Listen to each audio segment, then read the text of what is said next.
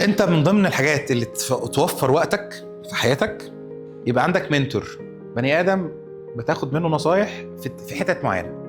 يعني مفيش بني ادم كامل ولا بيعرف كل حاجه.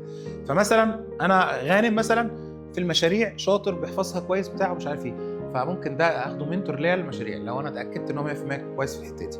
كويس، ده احسن واحد واثبته وخلصنا، ما وجعش دماغي. ايمان مثلا بتعرف البلد كويس وبتعرف شويه حاجات لها علاقه بالاجراءات اللي مش عارف ايه وبتاع، فلما عاوز حاجه في الحته دي اسال مين؟ ايمان. وبقت ايمان معتمد عندي بقى خلاص، وبقى غانم معتمد عندي، فبقى دول منتورز في الموضوع ده. وفي واحد منتور في حياتي، يعني بيديني ايه، الحكيم بتاعي اللي هو الايه، جايدنس بتاعي، اللي انا عايز انا بفكر اعمل الحاجه الفلانيه، ايه رايك؟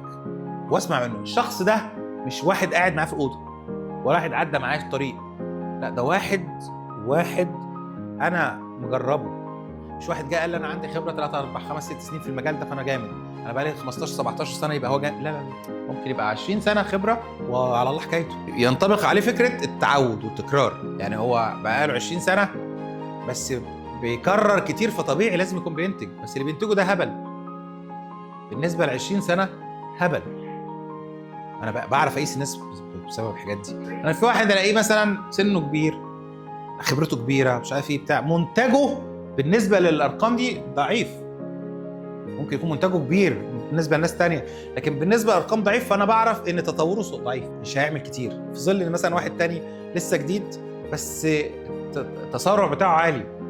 المعلومه بقولها، هو اصلا بيقعد يستقبل المعلومه من الاساس، فاهم؟ بيقعد يتعلم، اصلا عنده قابله للتعلم، عنده رغبه ان هو ايه، يكبر، قاعد مش مستكبر، وقاعد شايف ان لا دي فرصه، مستوعب اصلا الفرصه، اساسا مستوعب الايه، ان في فرصه، فعمال يمتص فيها. ده احسن واحد.